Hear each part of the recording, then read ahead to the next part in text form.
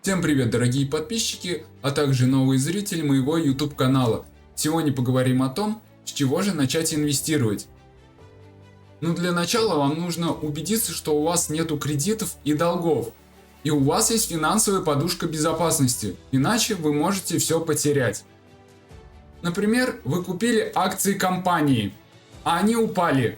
И тут случается так, что вам срочно нужны деньги, а у вас нету подушки безопасности. И вам приходится продавать эти акции в убыток. И тут вы теряете деньги. Для начала избавляемся от долгов с кредитами, потом формируем подушку безопасности.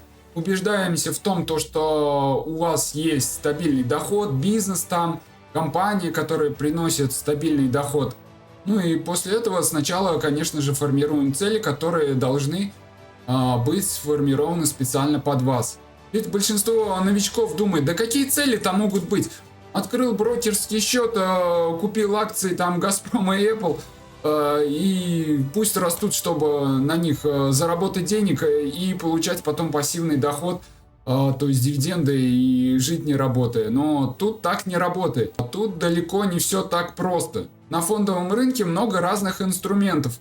Это облигации, индексные фонды, акции. И каждый из этих инструментов имеет разную доходность и риск. Также нужно определиться с вашим риск-профилем. Есть три вида риск-профиля. Это консервативный, умеренный и агрессивный. Консервативный — это где большую часть портфеля занимают облигации и фонды, а акции лишь маленькую долю. Умеренный — это где облигации, акции занимают равную долю.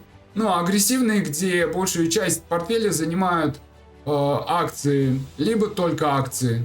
Если же вы соберете портфель только из облигаций, он будет в разы проигрывать портфелю, который состоит только из акций. Но портфель из облигаций будет меньше подвержен риску, чем портфель из акций.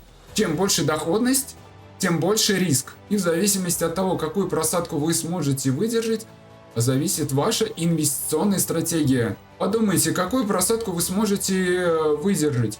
Можете ли вы выдержать просадку в 20, 30, 40 или 50%?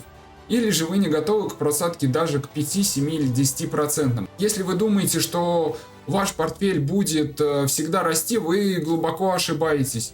Будут периоды, когда вы будете наблюдать уменьшение стоимости ваших активов, и такие периоды будут неизбежны. Если у вас цель инвестирования на маленький срок, то вам лучше создать консервативный портфель. Ведь если вы создадите на короткий промежуток времени портфель только из акций, может случиться так, что все акции ваши упадут, и вы останетесь в минусе.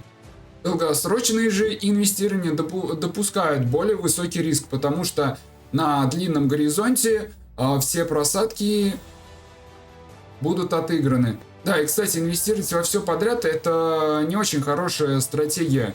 Найдите не одну, а несколько хороших компаний, которые хорошо держатся на рынке, у которых хороший бизнес. На это тоже нужно все смотреть.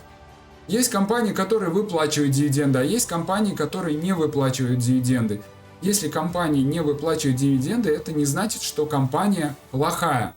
Это значит, что компания всю свою прибыль тратит на развитие своей компании, которая в будущем принесет вам доход. И акции таких компаний могут расти быстрее, чем акции компаний, которые выплачивают дивиденды. И после того, как вы определились со своими целями, когда вы сформировали свою подушку безопасности, когда у вас нету кредитов и долгов, тогда спокойно можно открывать брокерский счет и вносить туда деньги. И покупать активы, которые вы подобрали себе.